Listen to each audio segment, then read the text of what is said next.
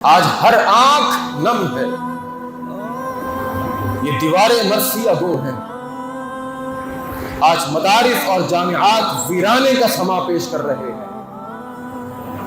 گویا کہ یہ منبر و محراب بھی آنسوؤں میں تر ہے۔ حتی المحاریب تبکی وہی جامدۃ، حتی المنابر تبکی وہی عیدان۔